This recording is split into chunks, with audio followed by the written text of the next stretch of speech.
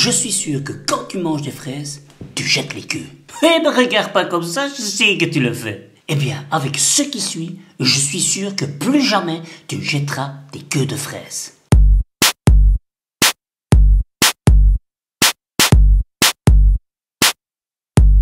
Que faire avec ces queues de fraises? C'est ce que nous allons voir dans la petite recette que je t'ai concoctée. Mais avant ça, n'oublie pas de t'abonner à la chaîne, rien ne se perd ou presque. Tu cliques sur abonner, puis tu cliques sur la petite cloche, comme ça tu es au courant avant tout le monde des nouvelles vidéos qu'il y aura ici, sur cette chaîne. Bon, revenons à nos moutons, ou plutôt à nos fraises, les bonnes petites fraises. Ben, tu vois d'habitude, la plupart des gens, quand ils mangent une fraise, qu'est-ce qu'ils font? Ils découpent le dessus, et ils mangent la fraise. Et ça, qu'est-ce qu'ils font? Ils jettent. Moi, je vais te montrer qu'avec ça, tu peux faire un sirop de fraise. Alors, pour la suite de la recette, tu auras besoin de tes queues de fraises, du sucre, de l'eau et c'est tout. Alors, dans la casserole, tu vas rajouter tes queues de fraises, hop, du sucre, hop, de l'eau. Pour les proportions, c'est très simple. Tu mets, pour une part de queue de fraise, tu mets 2 parts de sucre et 2 parts d'eau. C'est-à-dire que si tu as 50 g de queue de fraise, tu mets 100 g de sucre et 100 g d'eau. Et tu fais chauffer jusque quand ça devient sirupeux.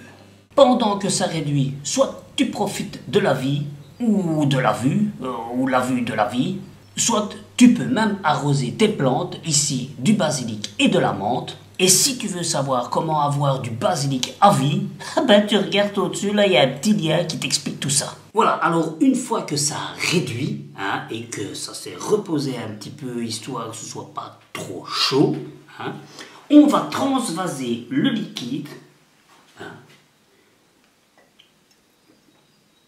Alors, on va attendre un petit peu le temps de récupérer tout le jus, parce que rien ne se perd, ou presque. Et en fonction du sirop récolté, on mettra dans une grande bouteille, ou une petite, on verra.